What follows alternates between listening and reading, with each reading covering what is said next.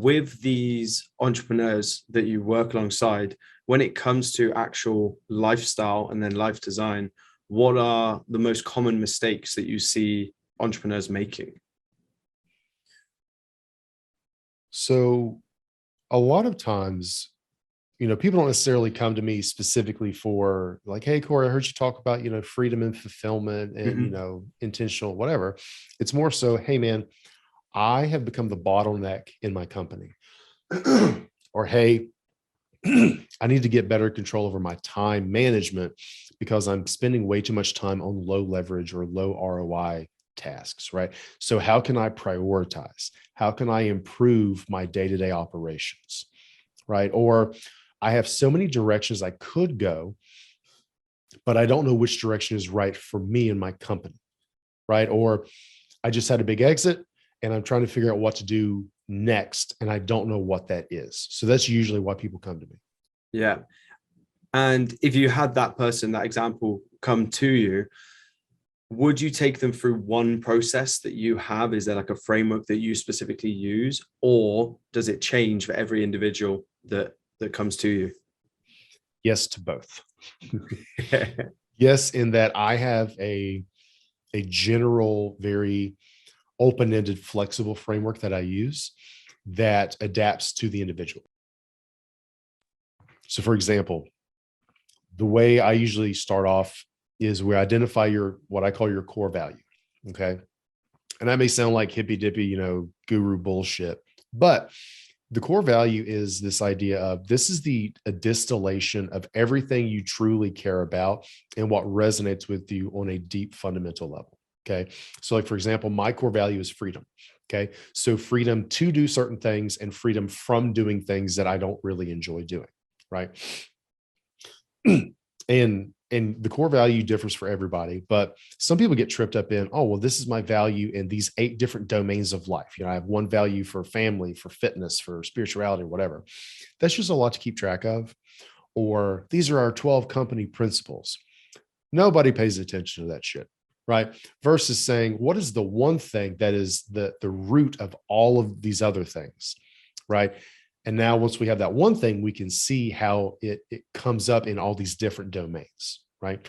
So like for me, I like the freedom to express myself on my terms, to dress the way I want. Like I'm in pajama pants most days, every day. I don't have to wear fucking khakis and a polo because I hate khakis and a polo. I used to have to wear it all the time for work. Fucking hate it. Little things like that, right?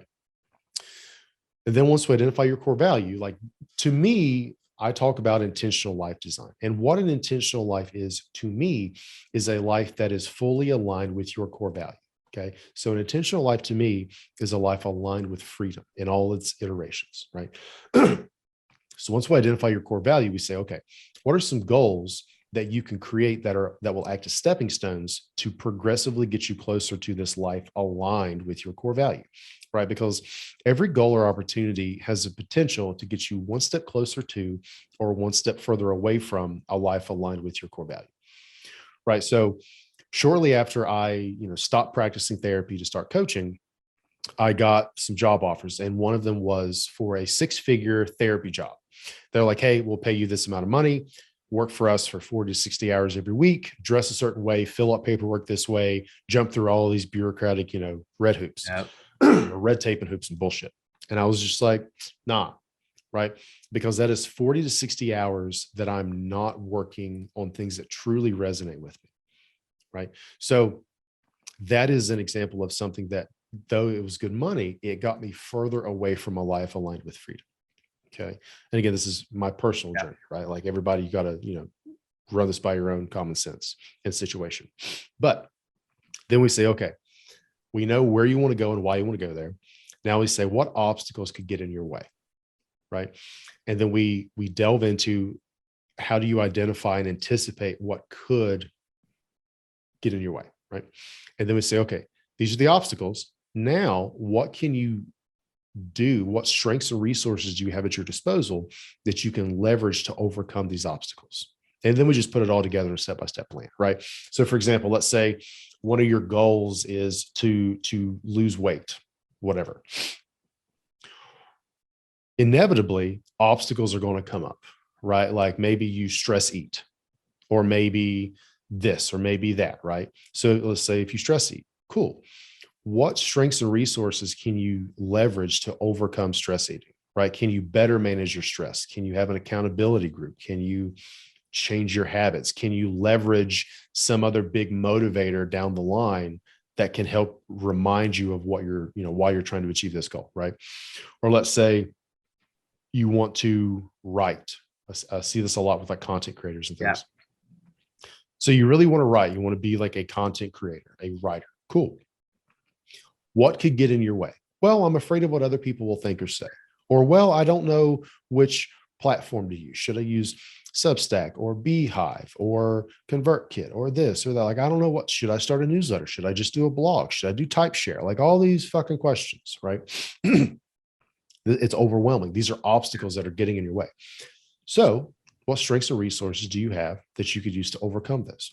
Well, I know a couple other writers. Maybe I can meet up with them once a week for an accountability group, right? Maybe I could take a writing course that would help me develop the skill set to consistently execute and put out one article a week, right? What are some simple things that you can do to overcome that? Right? Or, well, I'm super disciplined. So if I just put it on my schedule, write 500 words from 8 a.m. to 10 a.m. every day, then I know I'll be able to publish an article every single week, right? Because one of the things that I've realized is, especially for one-on-one coaching, anytime somebody comes to me with a problem or whatever their thing is they want to work on, that's session 1. By session 4, their original goal is nowhere to be seen. Either they already achieved that goal, or they realized that the initial goal they came in with didn't progressively get them closer to this intentional life, right? So because their goals changed, naturally new obstacles are going to come up, and naturally you're going to have new or different strengths or resources that you can leverage to overcome those, right? So it's a mental model is really all it is. Like it's a general framework, but it is super, super flexible because core value, which doesn't really change. So once you get that nailed down, it's pretty well static. So then we say it's just GOLD, GOLD, right? Goals, obstacles, leverage, develop a plan, right? And that's really all you have to do. Anytime you create a new goal, you say, what could stop me? How do I overcome it? Let me make a plan of action, right? That's really all that is. And it's super flexible. I hope that you have enjoyed this content. And if you've got value from it, please do help me in supporting the channel by hitting subscribe down below. I look forward to sharing more content with you soon. Take care.